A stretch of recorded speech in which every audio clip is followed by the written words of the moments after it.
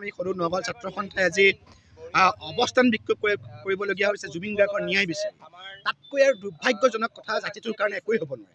যিগৰাকী শিল্পীয়ে জাতিটোক মাথো দি থৈ গৈছে, সেইগৰাকী শিল্পীৰ ন্যায়ৰ বাবে আমি আজি এই আন্দোলন কাৰ্য গ্ৰহণ কৰিবলগীয়া হৈছে।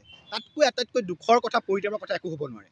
আমি অসম চৰকাৰক স্পষ্টভাৱে ক'ব বিচাৰিছোঁ যে এইগৰাকী প্ৰাণৰ শিল্পী, যিগৰাকী শিল্পীয়ে জাতিটোক মাথো দি থৈ গ'ল, সেইগৰাকী শিল্পীক ন্যায় প্ৰদানত কিয় ইমান বিলম্ব হৈছে? আজিলৈকে কিয় এটা বাৰ্তা দিব পৰা নাই অসম চৰকাৰে যে কি কাৰণে এই ব্যৱস্থা হ'ল?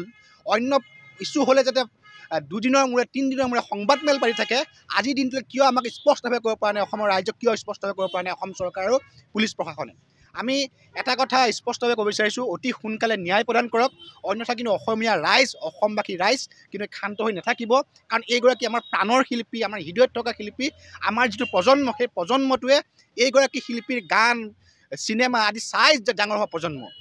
সেই প্ৰজন্মটো কিন্তু এই ধৰণে যদি ন্যায় প্ৰদান নাপায়, ক্ষান্ত হৈ নাথাকে, আমি অসম চৰকাৰক স্পষ্টভাৱে এই আন্দোলন কাৰ্যৰ জৰিয়তে জনাই দিব বিচাৰিছোঁ।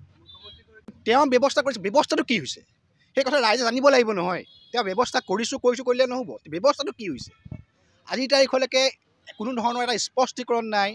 সেই স্পষ্টীকৰণটো কোনে দিব? আমি কাৰলৈ বাট চাম? সেই বাট মুখ্যমন্ত্ৰীগৰাকীয়ে দিব লাগিব। সেই বাটটো মুখ্যমন্ত্ৰীগৰাকীয়ে আজিলৈ কিয় ডাঠি ক'ব পৰা নাই এই কাৰণে যে জুবিন গাৰ্গৰ হত্যা হ'ল, আৰু তেওঁ মুখেৰে কৈছিল হত্যা হৈছে বুলি? আমি কোৱা নাই, আমাৰ সন্দেহ আছিল, কিন্তু তেখেতে কৈছিল হত্যা হৈছিল বুলি। এই হত্যাৰ তদন্তত কি চলি আছে, এই কথাখিনি স্পষ্টভাৱে আমি মুখ্যমন্ত্ৰীগৰাকীক জনাবৰ কাৰণে অনুৰোধ জনাইছোঁ।